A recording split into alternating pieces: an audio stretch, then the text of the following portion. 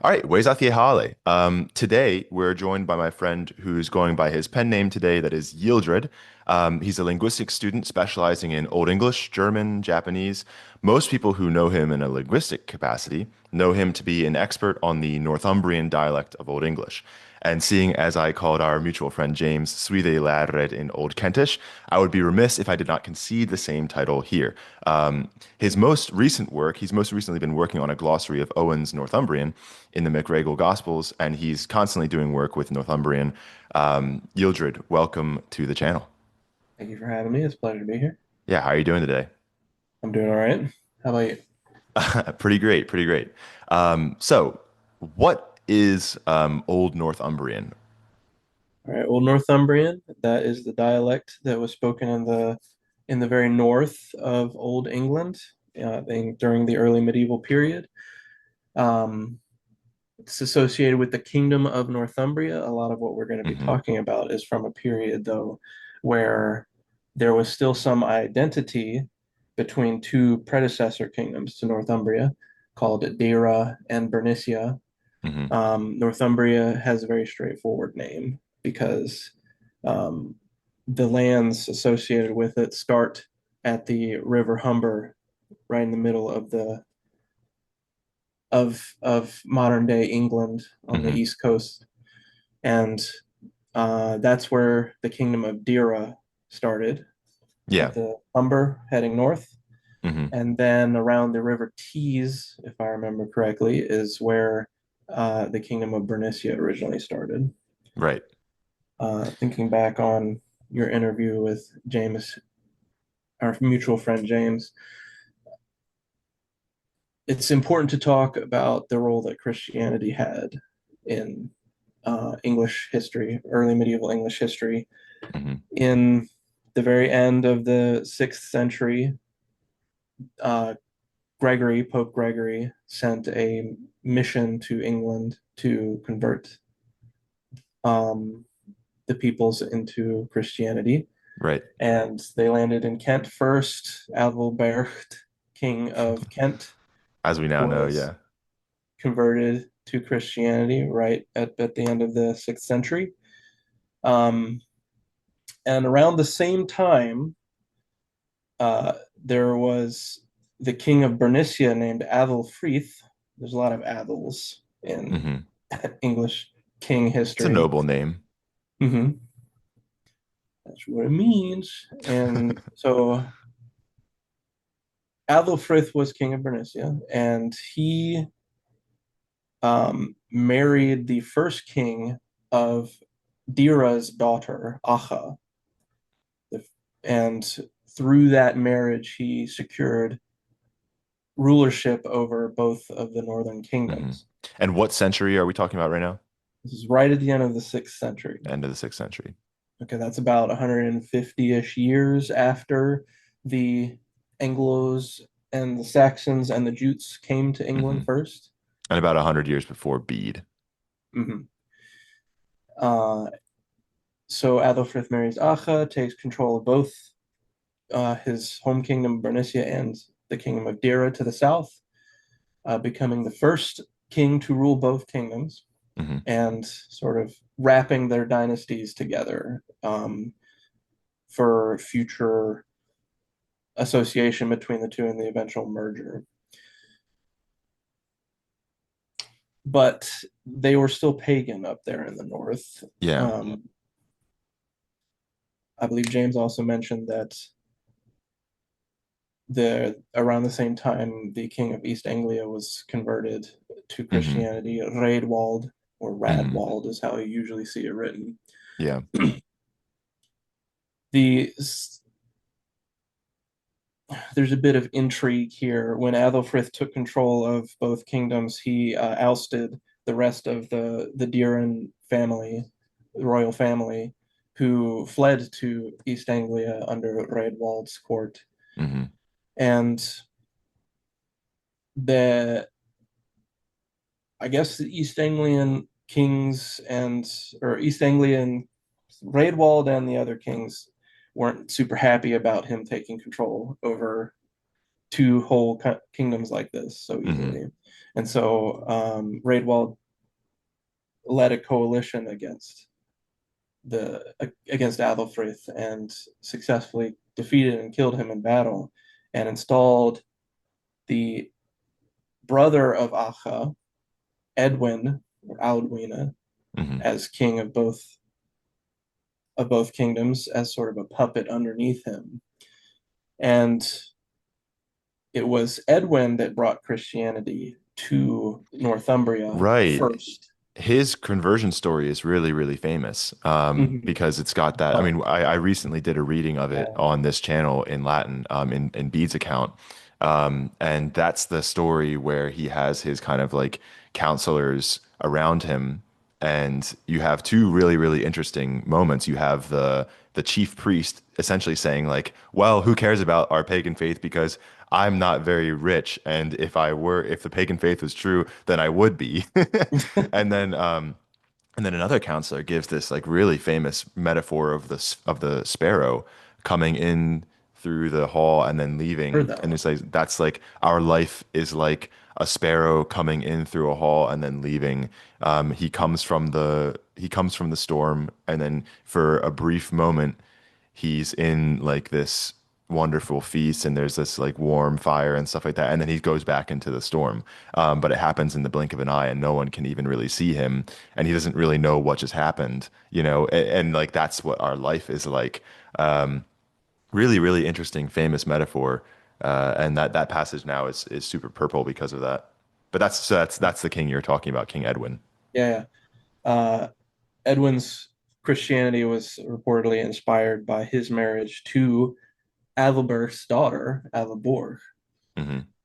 And so he was the first Christian king of Northumbria. But actually, this isn't really where Christianity takes off in England.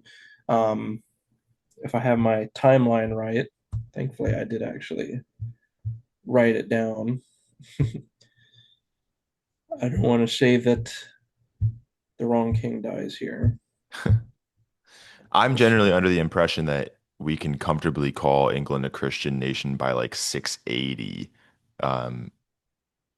Um, Yes, yes, of course. if it's okay for me to say like England, obviously these are all multiple different kingdoms and stuff, but I'm under the impression that it wasn't really until like the late 7th century. Okay, yes, I have the order right. Edwin, um, I guess we have another situation where the South wasn't super happy about the way things were going up there again because Penda of Mercia, who is I believe pretty well known king, Hmm. was a pagan, and so was the ruler of the kingdom of Gwynedd, Cadwallon at the time. Hmm. Both of them went to war with Aldwina and defeated and killed him in battle. Yeah, what's And that battle named? Do you have the name of that battle? It's like I did not put Hadding. down the name of the battle. I I'm gonna think look it it up real quick because I was just looking at that. The battle against it was. Oh well, this one there's a Battle of the Windwad, but that's where Penda was defeated. Um, sound familiar to what I was thinking of. Hatfield Chase. That's what you're talking about. He defeats Hmm. Edwin at Hatfield Chase. I thought that was a pretty cool name for a battle. All right, yeah, yeah, it's cool. Um, so yeah, they kill him in battle, and Cadwallon continues the invasion. Cadwallon of Gwynedd, the Hmm. kingdom of Gwynedd, which was Welsh, by the way, as opposed to Mercia, which Yeah, was it's a pretty Welsh name. yeah. And this sends the two northern kingdoms into disarray. The thrones are taken over by the one of the Bernician dynasty members and for Bernicia, and one of the Diran dynasty members for Dira, and they're both pagan. So paganism comes back into the royal seats of these kingdoms, Hmm. but only for 1 year, because it turns out that Alduina did the same thing that Adolfrith did when he took control and forced the Bernician dynasty into exile, the Bernician family, except for the one that took over. Hmm. Um, and the the rest of the Bernician royal family went to an Irish kingdom named Dalriada, which was Christian itself, and um, but under Irish Christianity instead of the Roman Christianity that was Right. introduced by the Gregorian mission. Um, lose my train of thought. So Aldwina's reign was actually somewhat long, and it was long enough that the children of the Bernician dynasty grew up, were raised through their childhood in Dalriada Hmm. under Irish Christianity. And so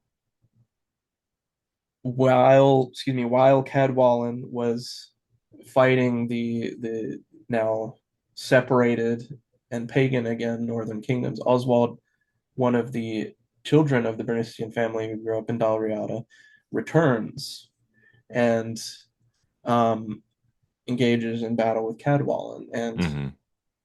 manages to defeat him, kill him in battle, and Hmm. with the glory of that takes control again of both of the two northern kingdoms.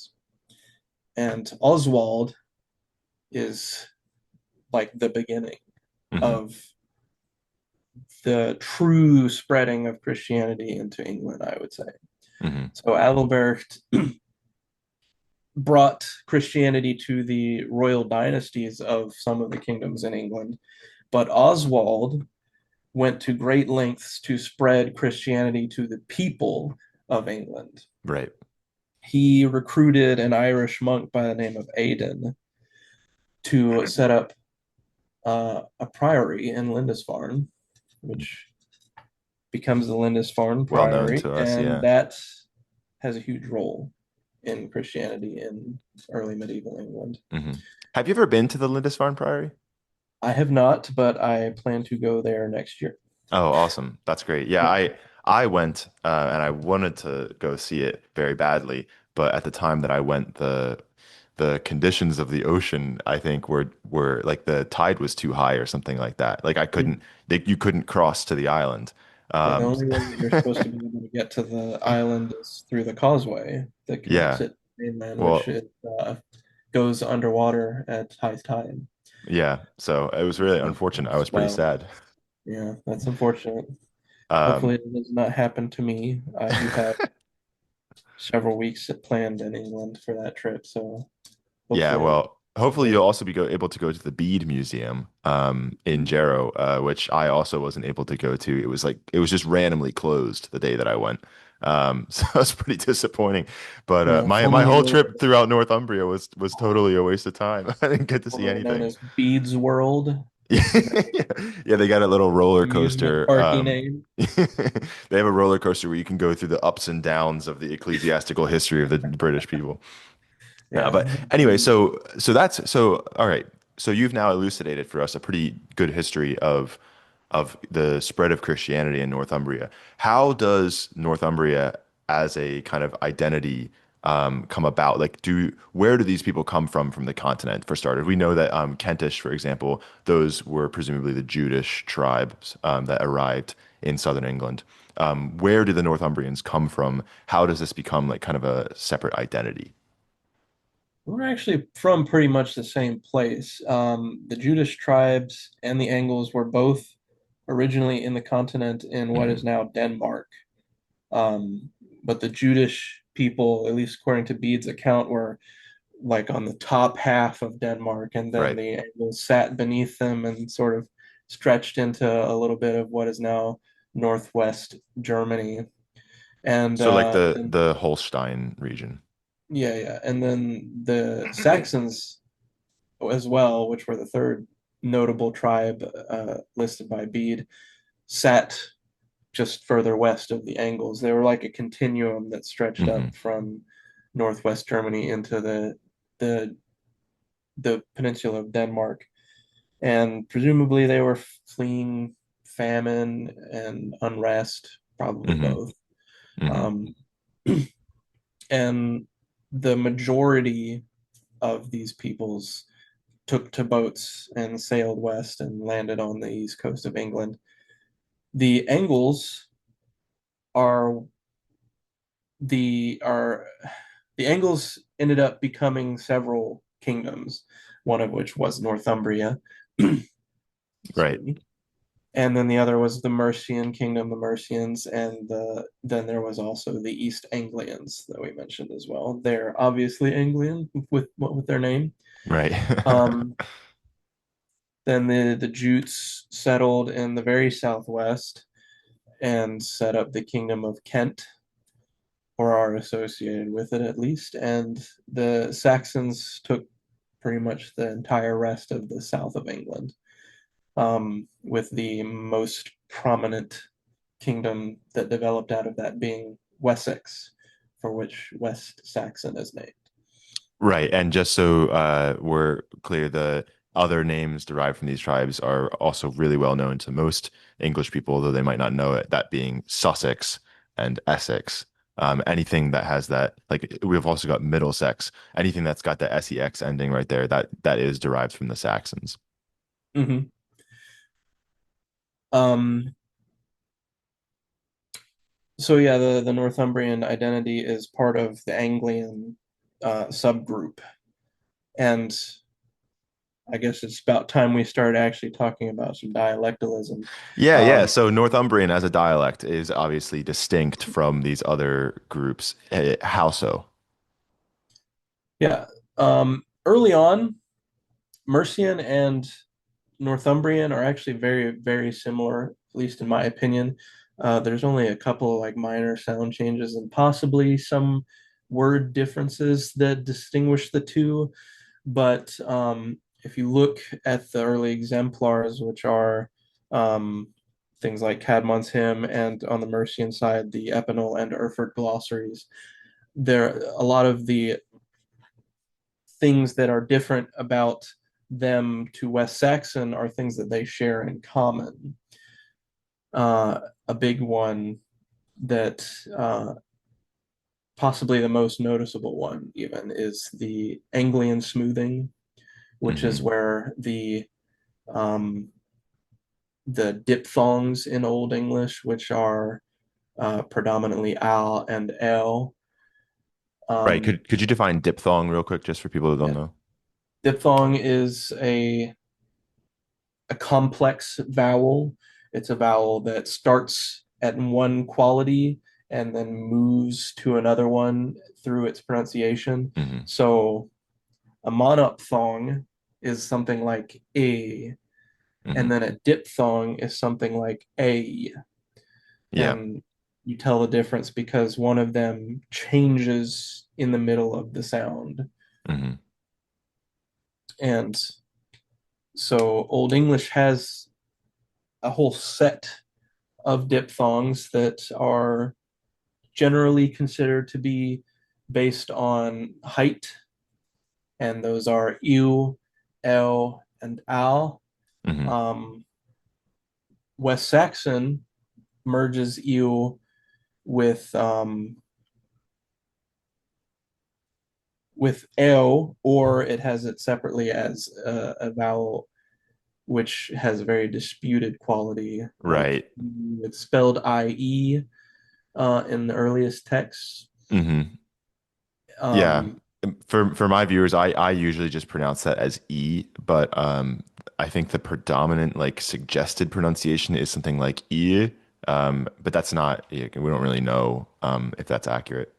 yeah, and academics argue that by the time that Alfred's writings were put down, it was probably already just E Hmm. anyways. There's a lot of confusion in spelling between things that were expected to be E and things that were expected to be U.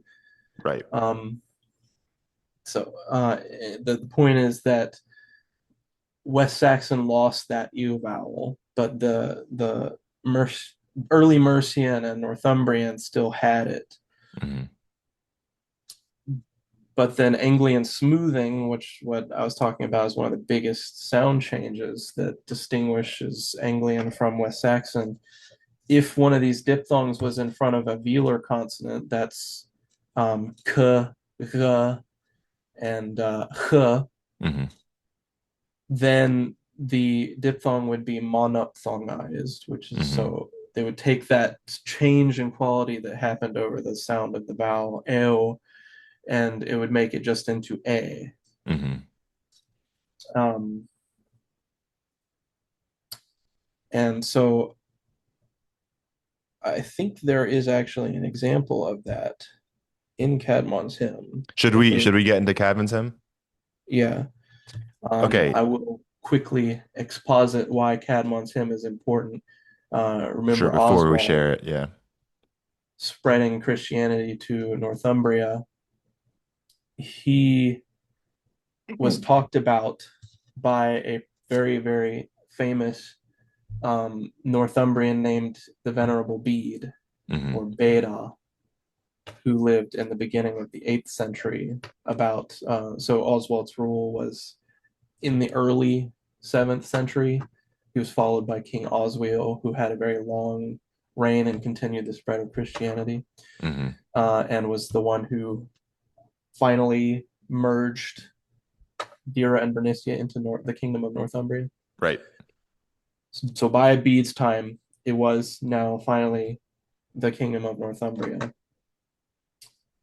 And Bede wrote a bunch of stories about what happened in England and also before England to some extent Hmm. in what was called the Historia Ecclesiastica Gentis Anglorum, Hmm. or the ecclesiastical history, church history of the English people. Yeah. And one of the people he talked about during Oswiu's reign probably was a just some random guy called Caedmon. Hmm. He was what was he, a shepherd or something? I'm sorry, I can't remember It just says exactly. in habitu saeculari, so he was like a regular dude. He does at one point. It seems that it's his turn to watch the Humantorum, to watch like the cattle or the Mm. flocks is kind of just a word for that. So maybe he's a cowherd of some sort. Mm. But And the story of Caedmon is that he would go to the mead hall, and the culture at the time was that everyone would take the harp and sing a song.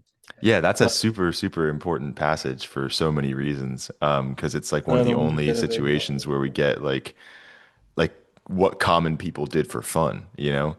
Mm-hmm. The Old English translator. I mean, Caedmon, go ahead, go ahead.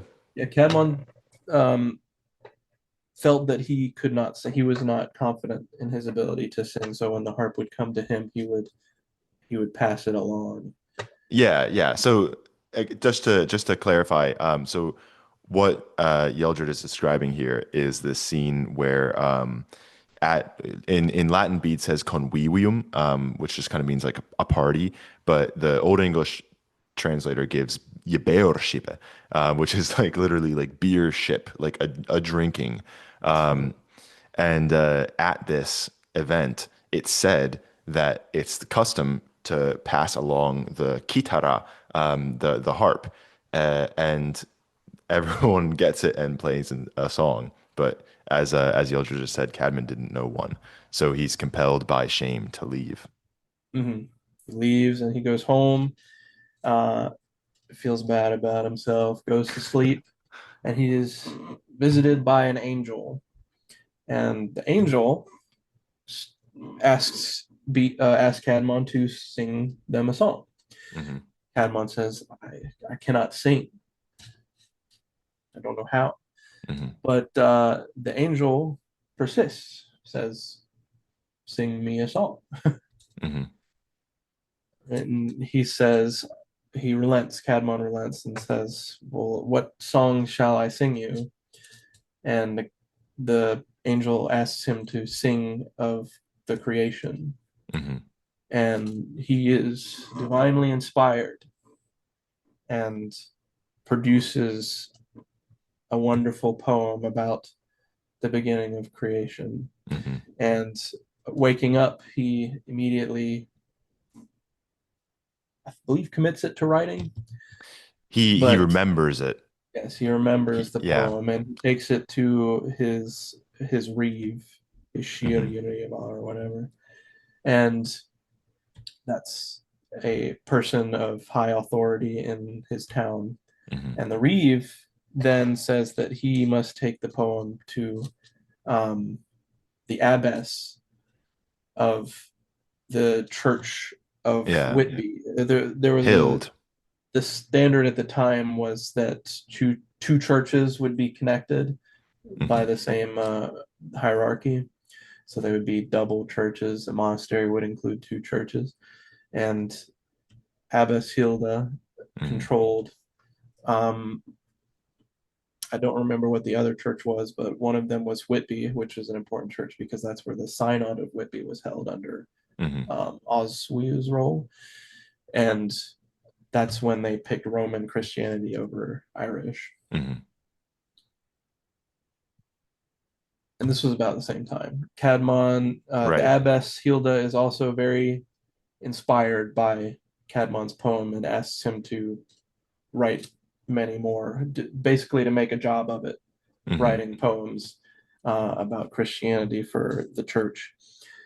And unfortunately, we've lost most of those, but what we do have, thanks to Beda, is what we now call Caedmon's hymn, which is presumably the one Yeah. that sang to the angel. Well, it's and we wouldn't even have it unless someone had, if I'm not mistaken, it's in the glosses of, or not the gloss. It's in, I think we have one in the margin of the Latin text, and then another on the back page. Is that correct? There are actually kind of crazy. There were actually dozens of Old English witnesses to Caedmon's hymn. Bede Hmm. originally wrote it or paraphrased it in In Latin Latin, right? in history. Um, but some of the copyists who reproduced his history, which I think is like one of the most reproduced For sure. Yeah. writings in the early medieval period, um, decided to add an Old English version into the manuscript, and two of those manuscripts were from the early 7th century, not very long after Bede wrote Hmm. them, wrote it originally. Um, and those are the so-called Moor Bede Right. and also the Petersburg, St. Petersburg or Leningrad Bede. Hmm. Shall I pull them And up now? Is now a good yes, time? Awesome. Okay, go ahead and let's look at get those. into it. So this is the Moor bead. This one was probably slightly earlier than the other. Um, and what you may notice about this one is, my guy, have you ever heard of word spacing? All right, so word spacing was actually not really as well established at this point in history as it is today.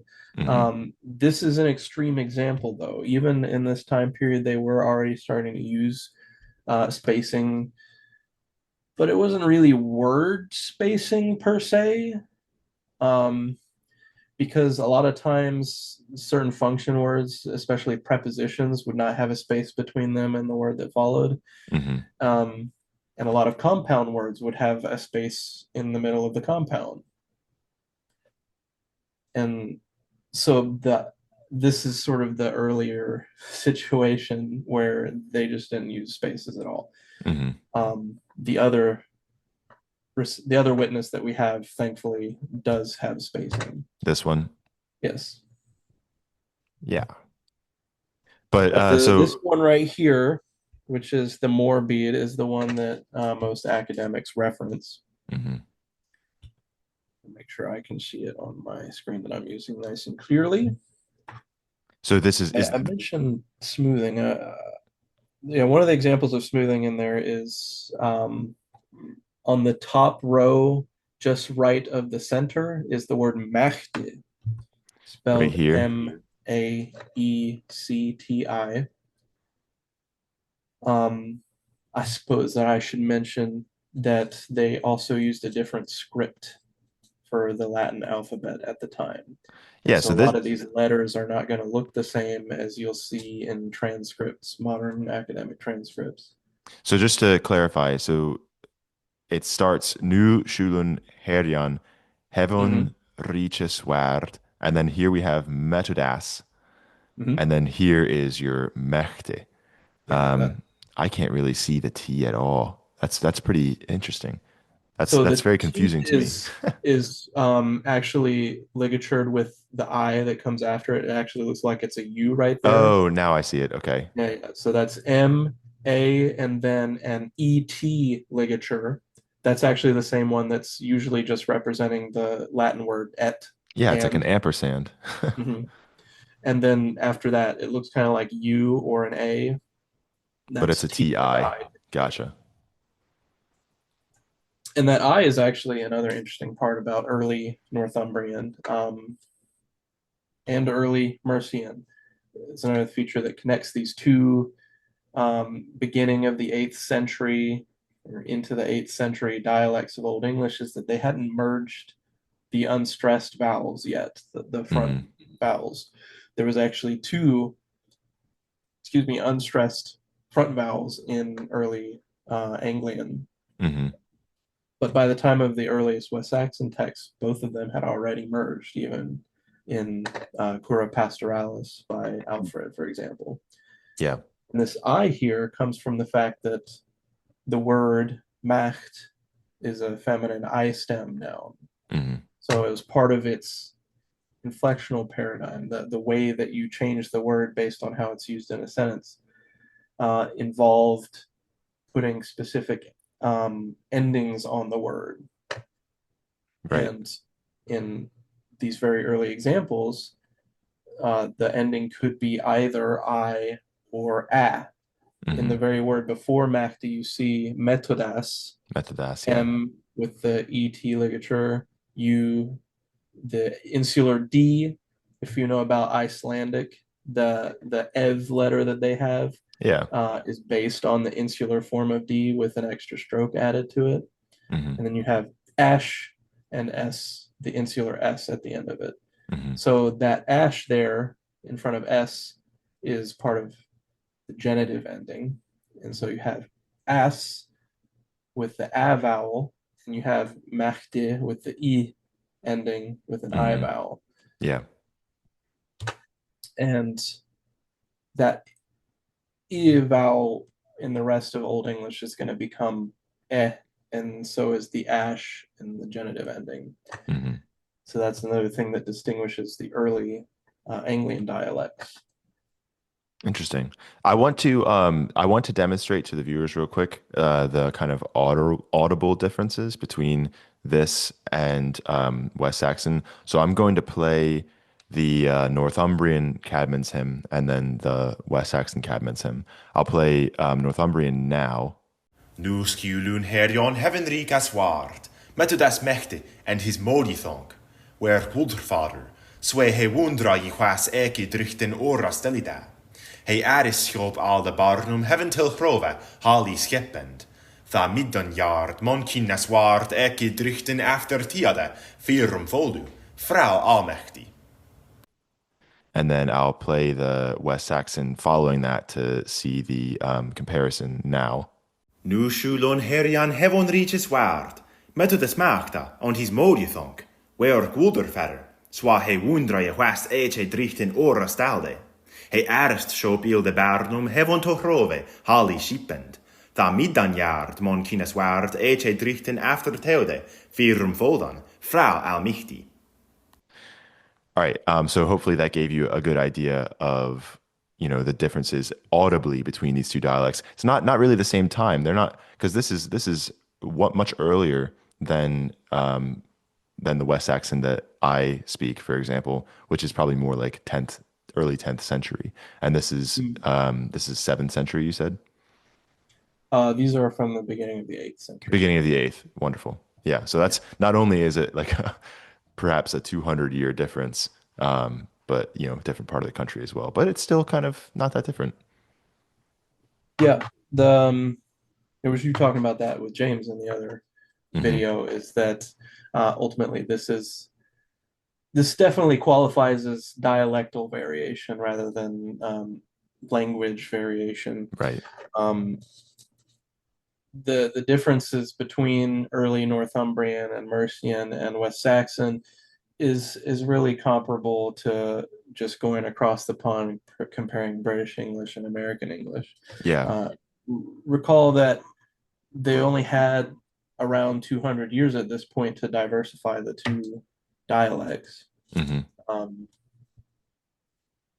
as opposed to the other early Germanic languages, which by this point had like 400 years, twice as Yeah. long Yeah, to for sure. diversify. And so when you listen to those, you're going to say, oh, those sound pretty samey to me. And it's true. There's not, the differences between the dialects is not such that we would necessarily call them separate languages, Right. although the line between what constitutes a language being different from another, a different language from another one is not nearly as clear as the perhaps analogous pattern that we associate with biological evolution. Right. There's no species barrier Hmm. in languages, and since these people were talking to each other so much back then, the Anglians and the Saxons, yes, they were in separate kingdoms, but they still associated with, traded, and spoke to each other a lot. And so there was a lot of familiarity between the peoples. And so they would not have felt that different to each other. Right. And only very rarely do you see um, Old English people talking about the other dialects as being like noticeably distinct. I recall that there was, I think, in one of the Anglo-Saxon chronicles, someone talking about Oswald, who, in his work spreading Christianity to the Northumbrian kingdoms, served as translator for Aidan, who did not speak Hmm. English. The author of that chronicle described Oswald as speaking Northumbrian, Hmm. but usually it was all English. Right. Yeah. Just English. Hmm. Yeah. Awesome. Should we look at this next Caedmon's hymn then? Yeah. So I think something worth noting between these is that there is a difference between these two. They are both Northumbrian. They're both from almost the same time. Like there's probably less than a decade between these two texts, um, and yet they're not the same. For one, there's the different lines, the different word spacing. That's the obvious difference. Hmm. But if you want to swap between the two, where your mouse is right now, it says Moldethonk. But if you look right there in to the right just a little bit, in this one, it's the same word, Moldethonk, but it's spelled with a Right. D instead of a TH Modiadonk. like in the other one. And then here we have, oh, a TH. Yeah. Yeah. Modiadonk. Is this an open A right here or are Yeah, you? that's open A. Okay. That's another thing that you have to deal with in actual Old English manuscript studies is the fact Right. that they actually really like this open A letter, especially up in the north. And it looks an awful lot like U, but it's not quite the same. Hmm. Um, in the middle line, just below Modiathonk and slightly to the left, is Aldu. Right. That one's actually more significantly different between the two uh, witnesses that we have here. He writes Aldu, which is weird. There is a word Aldu. It means age or like an era, the time of a person's life. Hmm. But in the other one, it says Alda, and it says that fairly clearly. It might be a little bit difficult to Right find. here. Alda. Alda Oh yeah, Barnum. and that one is a poetic word that means it just means men. Right. So Alda Barnum means the children of men. In West Saxon, that would be Ilda. Ilda Hmm. Barnum or Ilda Barnum. Hmm. The West Saxon recension is a word that means a family of texts that share similar features.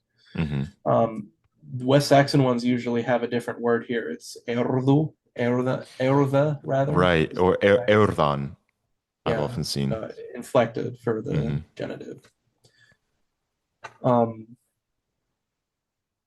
and Yeah. this use of alda instead signifies um, the Northumbrian recension as apart from them. Hmm. I actually didn't know that there was that West Saxon difference. And so in one of my classes, I had my students memorize Caedmon's hymn and come and recite it. And both of them, the first one said Eordan Bernum. And I was like, great job. Like you only messed up one word. And I guess they were just a little too embarrassed to say anything. So they were like, oh, okay, like hooray. And then the next person went and also said Eordan Bernum. And I was like, wait, you guys have both now accidentally said Eordan. And they were like, wait, but that's what the text you sent us said. And I didn't even know. I sent them a text. I didn't, and I just like read the first couple lines. I was like, all right, looks good. I'll send them this. I didn't realize that it didn't say Ilda in that line. It said Eordan. So I had accidentally vituperated both of them for something that was actually my fault, just because I didn't know that that alteration existed in the West Saxon edition. Actually, kind of interesting because Alda Barnum slash Ilda Barnum is a common poetic formula Yeah. in Old English poetry, and Eurðon Barnum isn't really. Yeah. I think this is the only place that that It's a form hot box. occurs. Yeah. So it's interesting that the West Saxon versions of this made that change. Hmm. But I think it's interesting between the two examples that we have that either this is just a misreading of the word, which is more likely because, like I said, Alda Barnum is a common poetic formula. Hmm. But the question is, did he just write the wrong letter, or did he actually take it as the other word that I said? So Alda Barnum is the children of men, with Right. Alda being a poetic word for men, but Aldu can be an actual different word, Hmm. meaning age. Yeah. West Saxon Uldú. Yeah. So this leads back to what our friend James was saying about a lack of standardization as well. Yeah. I I consider myself a strong proponent of visiting primary sources when Hmm. studying ancient languages. Um, when you see people talk about Caedmon's hymn, you're pretty much only getting the Moorbead. Hmm. That's the one that is always going to be found in the academic texts. So you're not going to see the Aldu there. You're also not going to see um, Heaven Tol Hrova down Yeah. there on the middle line. The Moorbeat has Heaven Til Hrova. Right. Right. Yeah. Um, and the other one has Sheppen, and this one has Sheppend. Hmm. The Sheppen one is probably a mistake because there's no precedent anywhere else in Old English for them just not having the D in that suffix Yeah. Or like the any sort end of suffix. dental there, just erasing it entirely. Yeah. That would So be pretty strange. we can look at both versions and say, oh, Sheppen is not probably not Northumbrian. This is Hmm. probably just a writing mistake. Let's see if I can And we find it. can know that because we looked at the other one. That's Seven good. Till Yeah. Hrove and then See Holly. that it's written in a way that we do actually expect. Is it right here? Shep. Yeah, there's that dot there where you Yeah. expect it Because to he's be. because then there's the Midonyar. Yeah. Huh. Um, since we're on thaw again with the th, I'd like to point out that these both of these Caedmon's hymns do not have the letter thorn or eth in them. Hmm. It's not to say that those letters weren't introduced to England already. Actually, the Epinal Erfurt glossaries for early Mercian actually do have um, both thorn and eth, and they Hmm. were also produced at the beginning of the 8th century. But for whatever reason, Um, these two early Northumbrian witnesses had not adopted that yet. Hmm. That's kind of interesting from an orthography perspective. Look at that messed up Y up there in the middle line. Drüchten looks like an X. What's going on there? Wait, I'm trying to Jehoas AHA. Oh yeah, Driften. Yeah, I that's always crazy. get caught by that one. It looks ridiculous. And that's supposed to be a C next to it.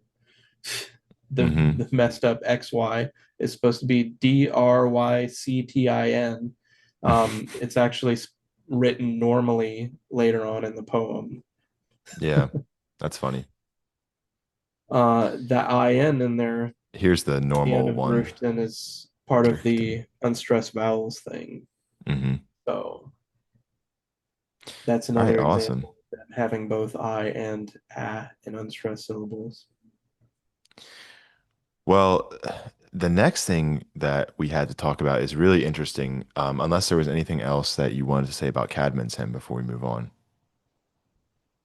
Um, there is actually, Oh, because you okay. have it right in the center of the screen right now. Astelada. Yeah. That's a very unusual form. This is a form that you only find in early Northumbrian, where they have leveled the weak class one patterns such that that id suffix is fully formed in Hmm. this word, whereas in the rest of Old English, including late Northumbrian, um, That I gets for deleted. the stellon verb, the preterite is stalda or Hmm. stalda. But here we have that suffix restored to the full size that is associated with the weak class one verb Hmm. class. Stumbled over my words a little bit there. Well, so in And West Saxon, this is on style day, and then yeah. here, steady da. So that's pretty interesting that that consonant cluster is kind of split up. Mm-hmm.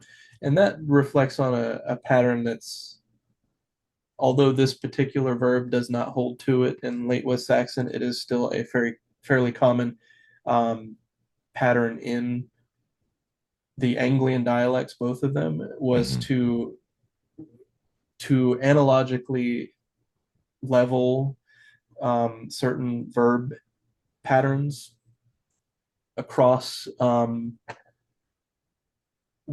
There's a process called syncope, which is when Right. sounds in the middle of words are removed uh, in the process of sound changes. Hmm. And syncope is very, very frequent in West Saxon, most notably in the second and third person present singular form. So you, uh, for stellon, it would be, actually, I don't think stellon's a good example because I usually don't have syncope in that word, but for another verb, Like let's say uh, Haldon. Let's say yeah, Haldon. Haldon Haldon. in first person is Halde, but then in second person is Heelst, and then third person is Heelt.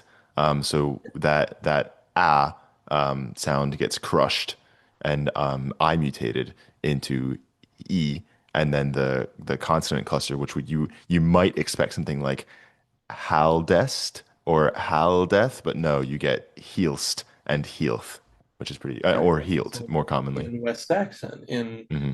the Anglian dialects, you actually do get those other forms that you said, Haldest and Yeah. Haldeth. So they level out the I mutation, they level out the syncope, and they restore the endings to their full size.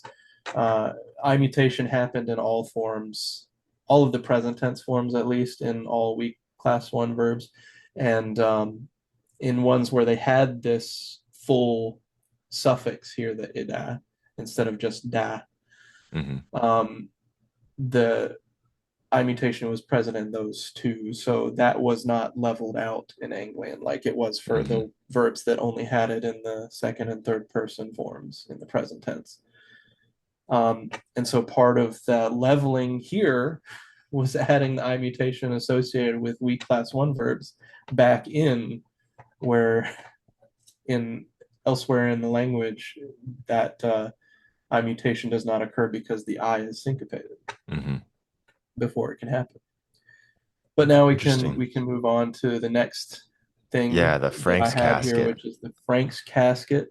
This is Love the actually Frank's casket. probably from before Caedmon's hymn in terms of time, and one of the biggest reasons why we think that is the case, aside from just trying to date the casket itself using physical dating methods, Hmm. is that there are some archaic, even by early Northumbrian standards, forms found in it. If you go on the top left one, uh, right in this box in the top left of the top left face, you have, and these are runes, by the way, Yeah. Anglo-Saxon Futhorc, not to be confused with Elder Futhark. Uh-huh. Um, the English, early medieval English people had their own set of runes, and the runes appear very frequently in association with early Northumbrian. Hmm. The second word here that we have, and this person was kind enough to separate the two words with a dot, is flodal. If you look anywhere else in Old English, you're not going to see a U on the end of this word. Um, this is the only time it shows up. And it seems reasonable for it to be there because flowed is called a U stem. It's Right. masculine stem. And so historically, pre in Common Germanic, it did have a U after the D. Hmm. But another process very similar to syncope called apocope, which I up until like a week ago was pronouncing incorrectly, by the way, as Apocope. apocope. Yeah, I used to say syncope and apocope. Yeah, I always thought of the word apogee when I first learned about that word, so I was saying apocope, but Uh-huh. it's apocope. Apocope. Anyways, apocope was a feature of pre-written Old English, generally, Hmm. anyways. And so when you had a short vowel at the end of a word that had a heavy stem, deep into the linguistics here. A heavy stem is when there is either a long vowel or a Hmm. complex consonant cluster Hmm. um, at the end of the syllable, and a complex. When I say complex consonant cluster, I mean more than one consonant Yeah. together in the syllable. Those make the syllable heavy, and so the stem is the part of a word that has endings attached to it. Right. So, Ending being for case, which is the function of the word in the sentence. mhm. A pretty common teaching example used here is that the Old English word ship, which means ship, um, in the plural is shipu, because it's a short vowel and there's only one consonant following it, so that U at the end, which is this short inflectional ending that Yeldred is talking about, doesn't get deleted. But in most neuter words, that neuter plural ending is gone because Like the stem is heavy. lond, for example. Say again? Lond, Oh yeah, lond is lond. also Hmm. neuter, and the plural of lond is lond. Yeah, So sheep becomes shipu, but lond stays lond because it has a heavy stem. It has the two consonants in it. yeah. Flawed has a long vowel, Hmm. and so um, this is probably the nominative singular of flowed. Hmm. The sentence is fish flowed a hove on Ferienberry, That which is the means the flood heaved the the fish onto fish the mountain. onto the mountainside. Hmm. Um, Can you, sorry, so I know we're deep in the linguistics right now. The Frank's casket is a gift to someone whom we know not, but it's made out of bone. And this little introductory poem is explaining how the animal that this bone was harvested from, which I personally think is an orca whale, was pushed onto the beach. And so it's a kind of a poetic telling that fish flodu a hof on Ferienberry, that is the water pushed the fish onto the street, onto the mountain. But what's really going on here is just a pretty common Cetacean stranding.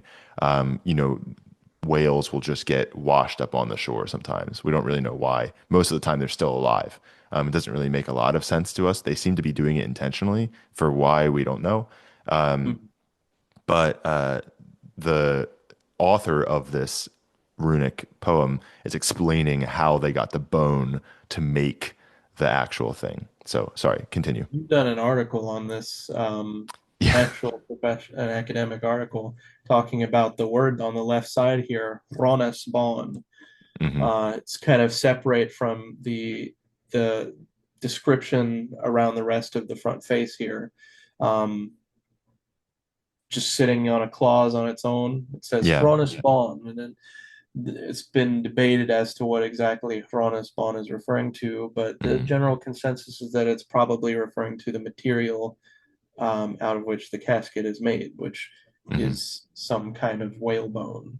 Yeah, and we And have the ability to do collagen testing on the bone, but no one has done it yet. So if one day we could do that, if anyone kind of gets the funding together to conduct testing on the bone, it would be pretty easy to tell what species it's from. But as of right now, we have no idea. yeah, and until that point, there's a significant amount of debate as to what exactly the word brawn Right, means. right. And yeah, your article goes into discussing the correspondences and glossaries between Fron and Latin words, Hmm. balene versus cetus, I think Yeah, is the Catus. two words usually involved. Where I think is it balene that's usually associated with the larger ones because Yeah, I mean that's but where the word baleen comes from. balena is one of the more obscure words in medieval Latin. It's pretty obvious that most of the medieval Latin scribes who use the word themselves don't really know what it means. Um, so it actually it makes the situation worse because we're glossing a word that we don't really know what it means with a word that the glossator almost definitely didn't really know what it meant. But generally, it's understood that a catus is larger than a balena. Mm. A catus is generally taken to be like a very large whale. A balena could be anything from like also a large whale to like a narwhal. Like it's a pretty huge range. So doesn't really I give just us any had it help. stuck in my head the word baleen when I was thinking of it, and it twisted my perspective. Yeah, well, I mean, that shows you how kind of ridiculously murky this word is because it is used scientifically to describe something very large, when in practice, a lot of times it was describing something very, very small. So it was just a super ambiguous word. But anyway, sorry, enough about Wales. Frank's casket, Northumbrian runes. We Mm. have, yeah. So I would agree that this is the nominative singular of flowed. So here we have an example of the apocope that is so consistently applied throughout the rest of Old English is not happening here. Hmm. And another example of a strangely, apparently early form is down on the bottom of the same face, where it says, it's just a little bit past the right side. It says Greut. Hmm.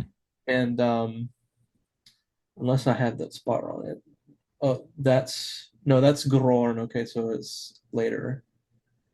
Worth Gasrich Grorn Tharhe on Greut. Okay, so it was on the left side. My apologies. Um, I know that you're not super familiar with Yeah, reading sorry. runes, I am not well educated on runes at all. and it does Um, not help that on the bottom of this they are written from right to left with all of the characters mirrored. okay, but I see a Um, thorn here. So Warth yeah, so Gasrich you may as well Grorn. just go to that knot in the middle. Yeah. That's right below that is Thar, Thar rather, sorry. Thar. Okay. Yeah, and then it says hey on. Hey. The N is sloped in this particular inscription. I guess you could call it Oh, because inscription. that's an O. Okay, so on, Yeah, and then and then it here says is greut, Graut. Okay, gotcha, gotcha. So and this X is a G. there's the diphthongs that I mentioned. One of them is eo, right? Hmm. That's usually spelled EO because whatever the reason, at least in spelling, whatever the actual realization of the diphthongs, at least in spelling, um, throughout Old English, the back vowel part of the diphthong was written with a vowel of the same height Hmm. as the front one, except in the case of owl, because presumably the Old English writers didn't really like the idea of writing ash and then a, three vowel letters right up against each other. At the time, ash was still kind of seen as a digraph rather than a single letter. Hmm. Um, so the presumption of academics is that they didn't write al, even though it was probably pronounced al, Hmm. because they didn't want to have all these vowel letters on top of each other. But eo, like I said, is usually written eo, and here it's written e, or with the runes that represent e and u instead, which is perhaps also an early feature because these diphthongs came from diphthongs that ended in the u vowel. So Hmm. originally they were ew, ew, and ow in Old English before Right. they became the forms that we see in actual writing. Hmm. Another form that's very strongly associated with Northumbrian. This particular inscription on here is actually unusually ambiguous in terms of its dialect. A lot of that's just because we don't know where the casket is from. It's transmitted into our known history already way off. I think it was in France is where we first discovered the casket. Yeah, it was in like southeastern France. No, southwestern France, if I'm not mistaken. Yeah, so we don't actually know where in England it was originally made, Hmm. even though based on the language on the casket, we do know that it was English. The dialect is kind of ambiguous, so we're not super 100% sure that this is Northumbrian, but one form on here that I think was a major inspiration for tagging it as Northumbrian is that first word on the bottom right of this front panel, which is Warth, Hmm. and that's win, win, oak, rod, and thorn, Hmm. win, oak, road, and thorn runes, or WAR, thorn. Yeah. In the other dialects, we would expect to see Warth, so Yeah. WEAR, and then thorn. Hmm. Warth. But Yeah. this retraction of al back to ah in front of a closed R, that's an R that has another consonant after it. Hmm. Um, and also in the presence of a labial consonant, that's a consonant that you pronounce with your lips in some fashion. Hmm. So in the case of W, you put your lips kind of close together as you're Yeah. making the W sound. Uh, the This retraction is associated with that. We also saw it in Caedmon's hymn in Barnum. Hmm. That poem also has ward as well. So that sound change is strongly associated with Northumbrian, but there are some examples of it in the Epinal and Erfurt glossaries. It's not the norm, but there are a couple of forms like that in there, Hmm. at least if I recall correctly. Yeah. And so it's not a guarantee that that shows this to be Northumbrian, but it's a major point of focus that led academics to associate it with the Northumbrian dialect. Hmm. Awesome. Under From a runology perspective, this casket also has something very interesting going on the back panel, I believe it is, on the that I have on the bottom right of this collage. This is the Uh, Romulus and Remus scene. No, no, no. This is not the Romulus and Remus scene. This is the Oh, Herr Horse sitteth on Harmberga scene. is that a Uh, horse in the middle then? yes, Oh, wait, sorry, can I find the Romulus and Remus yes, scene? you can actually. Is it here? This one, yes, that's the Romulus and Okay, Remus. so that's the wolf and the two boys. Okay, gotcha. Gotcha. All Interesting right. fact, So in Old English, they called Romulus and Remus Romwalus and Reumwalus. yeah, here at least, the or why am I blanking on his name? The Erosius, sorry, the Erosius translator actually writes it as Right. Romuluse So, and Remusse in the they dative, just which like is pretty to make interesting. Like he just writes the nominative form and then inflects the nominative form in the Old English way. But yeah, here some Rome, words Wallace, they and do that. what did you say Remus was again? Reumwalus. Reum So Wallace, the Reumwalus. Reum Wallace. I don't know where the U comes from, other than that it was drawn out of the us suffix Yeah. and added to it. But the fun part about it is the fact that they reinterpreted the names as having the Old English word for um, uh, a foreigner, specifically usually Roman, in it. Hmm. Yeah. The word Walch or Walch, Yeah. meaning originally what was it? A member of the Wolkii tribe or something like Some sort that, of Celtic Celtic tribe. tribe. Yeah. But presumably because of the dominant presence of Romans in England when the Germanic tribes showed up in the 5th century, um, this term that was originally named after a Celtic tribe became associated with Roman, Hmm. and it came If to I'm not just mean Roman mistaken, at first. if I'm not mistaken, that was actually before the Adventus Saxonum. That is to say, I think several old Germanic languages have this word that is to imply that like the Proto-Germanics themselves would refer to Romans as Walas, or I guess Wallis. I don't I don't know what the plural Well, Walas, it has the h in it after the L. So Walchas, or yeah, yeah. something like that. But so it would have been before they even got to England. They thought that Romans were called uh, I created a Walhas. canon in my head, I guess, based on Well, just it's pretty cool what you're saying about them because there was a poetic word for a Roman, a Romwalch. And so here, I've never made the connection before that they are just calling Romulus Romwalch. Like they're just calling yeah. him Roman. And then Remus becomes Reamwall. Yeah, not as cool. Okay, sorry, not to sidetrack you from so what's going on in this one? Now there is this one. I just want to bring eyes to it because I don't know if there's an intrepid, uh, academically minded viewer in the audience who wants to make a crack at this. This panel is actually not super certain in its reading. The academic consensus on the reading right now is not very strong. There are a lot of words that we are reasonably sure about, but the problem is that the person who made the inscription decided to encrypt most of the vowel runes on this face.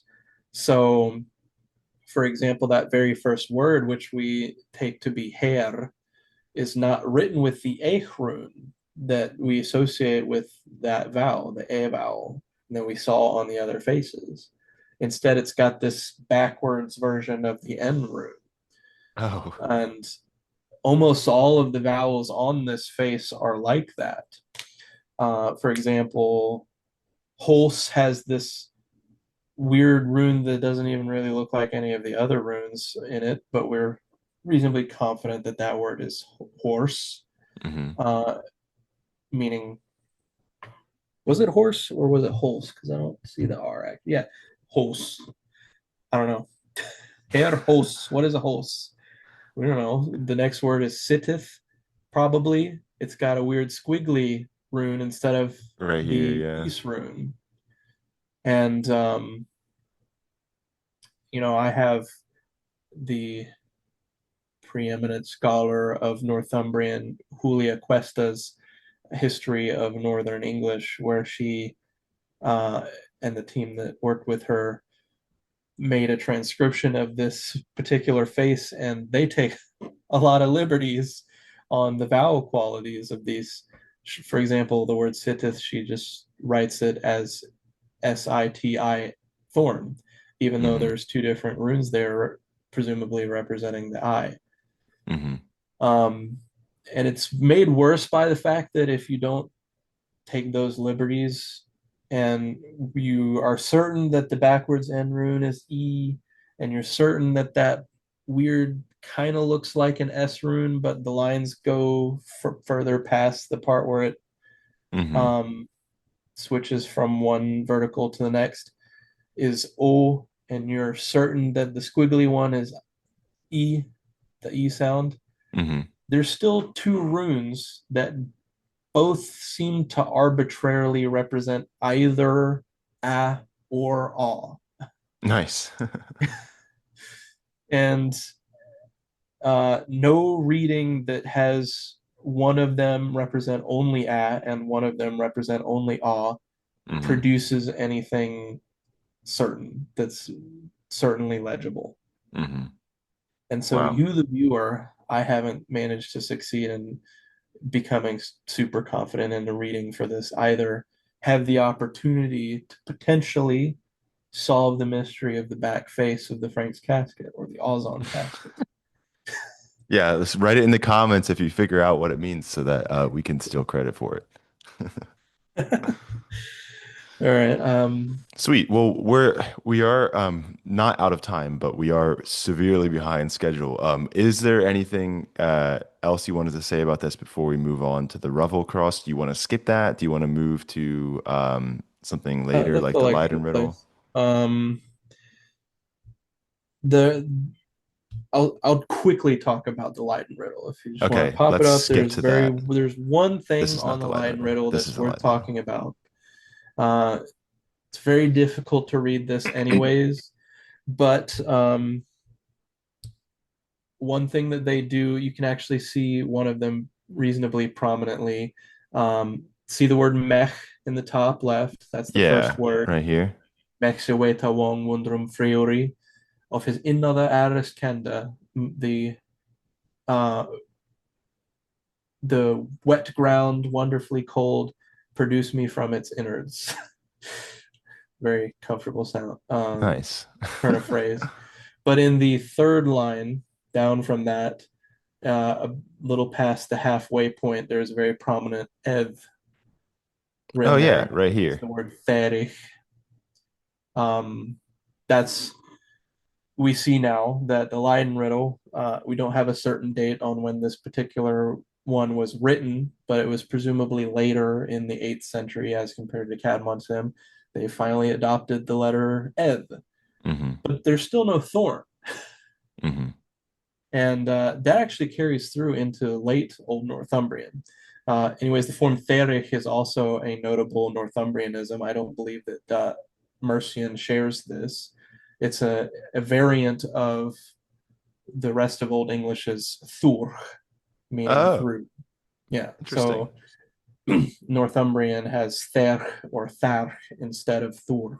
Yeah, occasionally in Old English you'll see thuruch um, for not in Old English, sorry, in West Saxon you'll see a U R U Mm. not for any different meaning. Like it still means thuruch. They'll just add an R U before the H thuruch. Yeah, this So kind of that thing is is actually very common in somewhat Northumbrian. kindred. Adding these epenthetic vowels. Epenthetic, thank you. It would That's the word I be was looking for. added between an R or an L, Hmm. which you might see referred to as liquids, Hmm. and um, certain fricative sounds, which are like Yeah. they're sounds that you can hold, unlike D and T, where you can't say a super long D. It doesn't really sound like a super long D, right? It sounds completely Duh. different than Yeah. holding a sound Hmm. for as long as you want, as long as your breath can hold out. Hmm. Um, so when you have an R or an L followed by one of these fricative sounds, I think it's most commonly h, like in this one, or g in Northumbrian, where they'll add an epenthetic vowel between those two. Hmm. So the normal way that you'll find it is ther with just ed, er, h.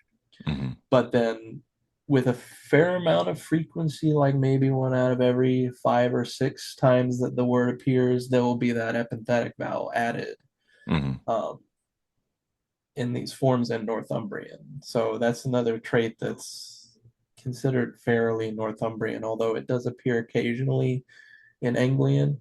Hmm. Um, Scholars that I've read, like Richard Hogg, describe that pattern in West Saxon. I don't know if Furuch fits into that very well, but Buruch and For Buri, sure, yeah. are associated with a different sound. The constraints for that change are different in West Saxon than the Hmm. ones in Northumbrian. Interesting. Um, so that the main point I was just wanted to talk about the ev being in here now. Gotcha. So we've added ev to our ways of representing the th sound Uh-huh. in Northumbrian, but thorn actually never gets added, at least not for normal writing of words. They do use the that abbreviation, which is the letter thorn with a cross through the Right, right. ascender, but they don't use it in normal writing of words. Hmm.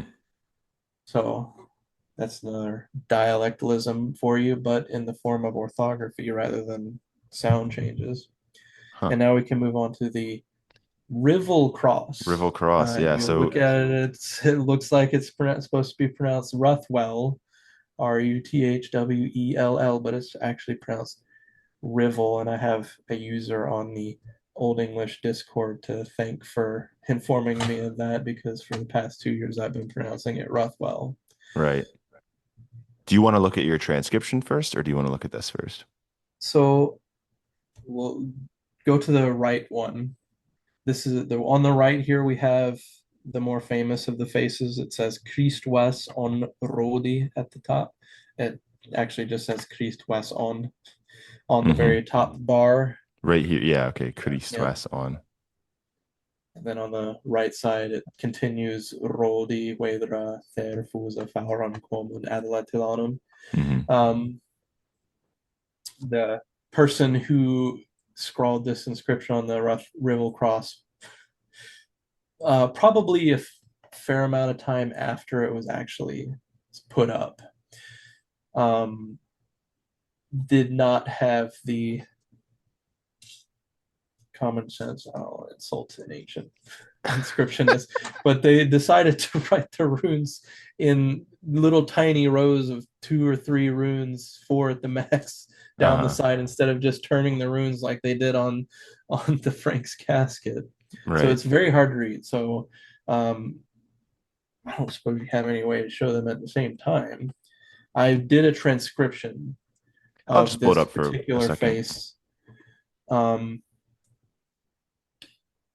and there's a lot of asynchronicity between the ways that runes were used in Hmm. England and patterns that are associated with rune use, particularly of Elder Futhark elsewhere in Germanic communities. Uh, they're they would not like to write two of the same consonant rune in a row Hmm. in most Elder Futhark inscriptions, but our Old English rune writers did not have that same conniption. In fact, sometimes they would write two consonant runes together when they shouldn't even be. Right. There's not even a geminate consonant there, which is where the consonant repeats itself across a syllable boundary. Hmm. The preeminent example of that being Adela, Hmm. which has two thorn runes, but that's Almost, not that's definitely not geminated. no. Um, This inscription seems to hint at a change associated with late Old Northumbrian, a lot more than early, but it does appear to some extent an early Northumbrian, Hmm. where ends would be cut off of the end of inflection endings. Hmm. I said the word end a lot just then. Um, there's a lot of endings in Old English that end with the letter N. Hmm. Um, one of them being found in the adverb fauron there. Hmm. Uh, but in Northumbrian, there was apparently an ongoing process in the early stages, which ended up finalizing before the late Old Northumbrian examples were written, where that N at the end would be lost. Hmm. And we can see examples of that in the very next word, Cuomo, Hmm. which was the third person past tense of Kumon. Hmm. In old in Uh, sorry, in West Saxon, Colme. no, it'd be Komon with the N on the end. This is the It's plural the form. Oh, right, because you're saying the N is deleted. Okay, so Yeah, that makes sense then. Quomon. Okay. And in some forms even quomon, yeah, which makes that's more sense, usually but associated with the Anglian dialects more. Although if you that's why do it find it shows up in in Beowulf a Saxonized lot. texts, yeah, It's probably still like a Mercianism in the way that like they would want to appear fancier, so they use this mm, quomon instead of quomon. yeah, But interesting. Okay, so the N is gone here. yeah. And you see mixed examples of that on here. I think it's better represented on the other face, actually. But sometimes the final end will be there, and then sometimes it won't. And this happens throughout the early examples. Hmm. This one actually is a little bit questionable in that regard, though, because it's doing it with those preterite plural forms, the past tense plural, like in Hmm. Cuomo. In late Old Northumbrian, we see that ending, the on or un ending for the past plural, has the end still very consistently, barring one particular pattern where a first or second person pronoun would be inverted until after the verb subject pronoun. Um, and in those cases, the final consonant would be left off of the ending. This happens throughout Old English, and Alfric does it really consistently. Where if you have, say, let's use Haldon again, and you have the plural imperative, for example, of Haldon, Haldoth, and you put the ye word after that, you plural, then in Alfric's Old English, he'd almost always simplify the How off they? ending to just eh. So it'd be Hmm. haldaye instead of Hmm. haldothye. And that's really the only circumstance where the plural on loses its n in late Old Northumbrian. Hmm. But the rest of the ends, like for adverbs, on, like in Fauron, or in infinitives, um, I don't see one here, but um, going back to Haldon, Anglian also has retraction of al in front of closed l. Hmm. Like I mentioned, Northumbrian has it in front of r, and when there's a labial around, all of Anglian has the retraction um, of al in front of a closed l. Right. So instead of Haldon, it's Haldon. Um, but in Northumbrian, with that loss of n, it just becomes Halda. Hmm. And so that plural past tense suffix is actually the only place where it doesn't happen in late Old Northumbrian. Otherwise, Interesting. it's a very complete process in the late texts. Hmm. Uh, Another thing that you can see here that is unique to early Anglian and actually persists into the late Northumbrian texts but not so much into the later Mercian texts, is the vowel down there in Limwerina. Yeah, This right is here. written with the Aethel rune. That sound just becomes a in West Saxon and also late Mercian. Hmm. It A unrounds. long A, if I'm not mistaken. It would be Limwerine, Yeah, um, there are in short West versions Saxon. of this as well, but they're much less common. One that does show up a lot is the dative case of dochter, is Hmm. echter. Um, but you see it a lot in the in Aldred's gloss, for example, as dochter with OE with that vowel Hmm. still. Um, but the short version of it actually did level out into a lot more than the long one did Hmm. in early Anglian and throughout Northumbrian. Hmm. Let's see if there's anything else interesting there. I mean, I mentioned the a. You see a lot of a in here for Right. what in late Old English would be just eh. But oh, this is something that this is the classic example actually of the locative I ending. Christ was on rodi, not roda. Hmm. That's a big one. People talk about that a lot in the academic circles. It appears to be a locative context. Normally, we would expect to see a dative ending for that. Right. The dative ending in Old English for most nouns is supposed to be a, except for I stems. But In rod Northumbrian. isn't an I stem, it's an O stem. Hmm. So we do actually still expect to have dative a for that. Hmm. And yet we see I here. Now, without a broader context of philology, we might just assume that that's an error. But uh, with examples from the Epinal Erfurt glossary and also in other early Northumbrian examples, as well as by understanding sound changes associated with other Germanic languages, Hmm. um, we can make determinations about the language to say that even though this isn't really what we expect to see, there's a good reason why it's probably not just an error. Hmm. I kind of diverted there because I want to be clear why um, why we are willing to accept things as not errors in spelling. A lot of people will say, "Oh, you're just using the spelling to justify arbitrary sound changes." To be clear, that's not really the case. Not Right. in proper academic studies. I'm not just saying that this I is probably not a mistake because I don't want it to be a mistake. We have a good reason to believe that it's not a mistake And so it's because the we see it a locative. lot in the Epinal Erfurt glossary, Hmm. admittedly in a different role.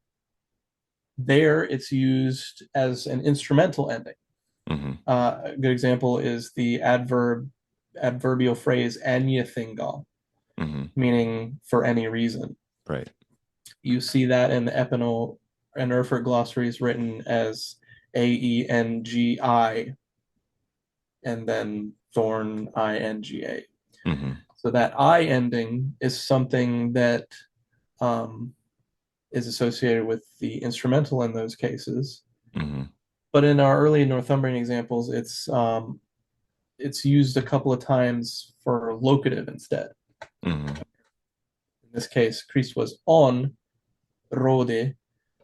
Uh, there's an example in uh, an inscription that we're probably going to skip over called the Thornhill Stone 3, where it says Bacon on Bergi, Hmm. again with an I ending on Berg, a beacon on the mountain. Hmm. And then back on the Frank's casket, on one of the other faces that we didn't look at, it says, actually, we did look at it, but only briefly. The Romalis, the Ramolis page, on the Right. bottom, it says, Afedahie Willifin Roma Castre, Hmm. a wolf, a she wolf raised them in Rome. Rome Chester. and Rome has that I Right. ending again. My favorite And district of England, Rome Chester.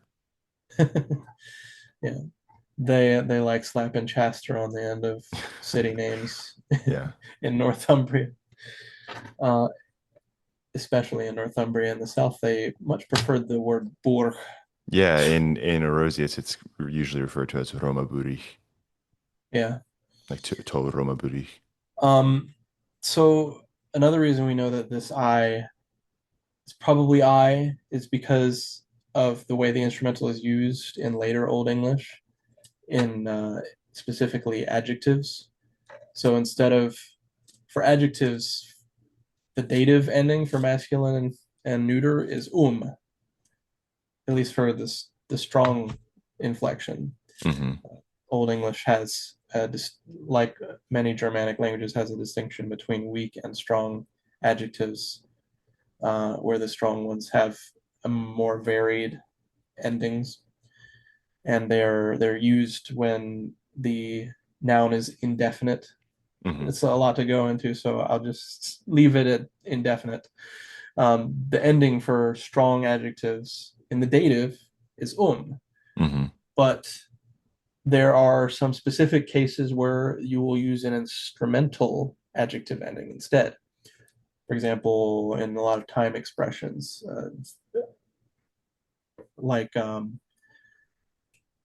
was trying to think of one that has a normal adjective in it, but you could say like this Jahre means this year. That's that use one. Hmm. It would be better to have one that had, think of an example that had a normal adjective in it, though. Interesting. Yeah, I can't think of an instrumental temporal. Did you just come up with one or I can't seem to think of one for some reason. But yeah. anyways, Maybe I'll put one on the screen right here, right now. I'm gonna make up a sentence that maybe you could see in a poem. Mitharde sworde, Hmm. for example, instead of mithardum swerde. Oh yeah. That would be using instrumental instead of dative.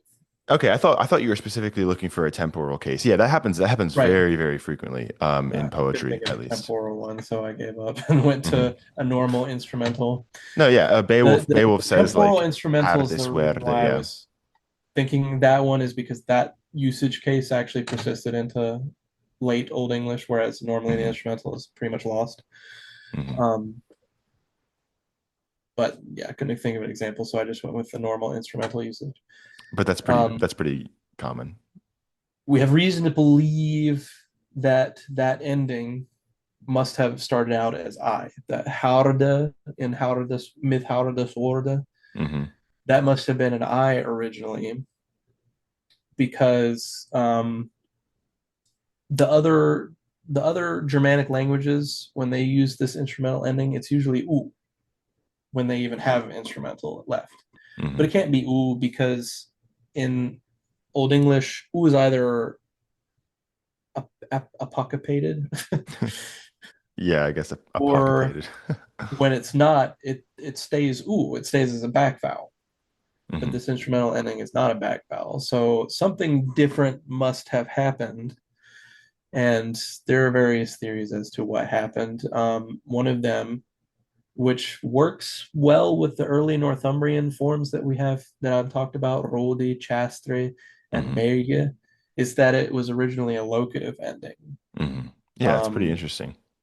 which in, I believe, masculine or which in A stems, masculine A stems like where or neuter A stems like lond would have been A in Proto-Germanic, Hmm. something like that.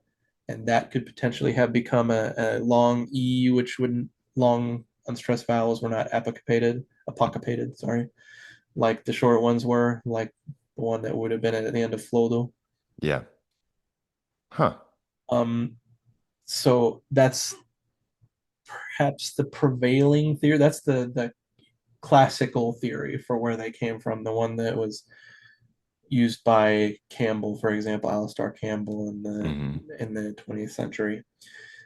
But That's awesome. I had Donald never. Ridge and Taylor recently proposed a different theory where instead it was extended from the definite article the. Hmm. So they just took the e off of the and put it on the end of adjectives, Yeah. and the u would have immediately unrounded in an unstressed syllable, leaving just an e vowel instead. So those are the two theories for that. That's awesome But though. I had never heard of a locative case in Northumbrian. That's that's pretty sick. yeah, and it's debated, of course, but Hmm. we do have three potential examples to sort of back up the reasonable assumption that hopefully it was actually a thing. Hmm. Awesome. Well, we only have about 5-ish minutes left. Do you want to look at Aldred before we go? Yes, let's go ahead and look at that nice fancy incipit page from the beginning of the Lindisfarne Gospels. Wonderful. Incipit in Now, Latin means begins. yes. So that's generally why these things are called incipit pages. Mhm. They have it incipit written at the top. There's a very important figure in Northumbria besides Beda. There's actually two that kind of extend out of the Anglosphere. The other one is Alcuin or Alcuina of the court of Charlemagne. Albinus.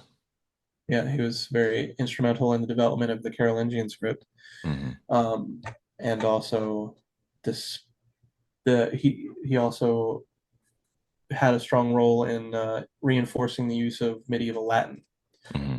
if I remember correctly. Yeah, for sure. Mhm. And the third figure is a venerated saint by the name of Cuthbert, or Cuthbert is, I think, Hmm. how people usually say it these days. And Cuthbert was very influential in his time. There are a lot of miracles told about his life. And the Lindisfarne Gospels were likely written in honor of Cuthbert, Hmm. who lived during Oswiu's reign again around the same time as Caedmon, actually. Hmm. And so the Latin in this manuscript, incipit prologus ten Decim. decim canonum. Hmm. My Latin is not nearly as good as my Old English, unfortunately. Um, was written in the 8th century, Hmm. probably by the bishop at the time named Alfrith. Hmm. And the Old English gloss that you can see written over the various Latin words here, for example, the incipit prologus part at the top has Old English written on top of it, Onyenith forerim teno thara canona. Hmm. That's written by my beloved Aldred the scribe, who is kind of infamous to anybody who has been in my vicinity at the very least, or who is familiar with Northumbrian for being very inconsistent Hmm. with the way he wrote things. However, I personally love him for that because I believe that the inconsistency of his writing actually helps to inform our our understanding of the dialect that he was speaking. Yeah, happy Because accidents. yeah, we can use the way that he varies his spellings to sort of narrow in on what must actually be happening in his speech. Hmm. Whereas it can be a lot more difficult with West Saxon and particularly Alfrich's late West Saxon, which was very standardized by Hmm. comparison, uh, not to the level of modern English, of course, but there's very good reason to believe that Alvrich was writing in a style that didn't really reflect the way that he probably spoke Which is in a true lot for of us cases. nowadays as well, you know? But I like to think that the way that Aldred writes, um, very haphazardly, gives Hmm. us a lot of insight into how he must have actually been speaking. Hmm. Um, and another thing I like about Aldred is that he was very adventurous with his letter forms. If you scroll down to underneath opus facere, and right there where it says costis, that green tri diamond. That Oh, word on yeah. top of it is neddes. It took me a long time to, an unfortunately long time back, like when I first started looking at this to figure out what that word was, because you're used to seeing that insular D Hmm. in front of the S ending, but then he's got this other. At the time, I didn't know what that was supposed to be. I was like, "Is that CL?" But what could necklace be? Yeah, so that's two different D's right next to each other. That's interesting. Yeah. So he's used the Carolingian D right next to an insular D, Just for and fun. yeah, he does that kind of thing a lot with a lot of the Carolingian forms, except for G. Doesn't have Mm. Carolingian G for some reason. Um, that word also shows another thing that's very prominent feature of late Old Northumbrian, where the um, the endings that had s and eth or oth in the present tense of verbs, Hmm. um, the eth and the s would be confused a lot, mostly in the direction of eth to s. Hmm. So the third person singular and plural and the imperative plural, eth or oth, and then um, oth or eoth Right.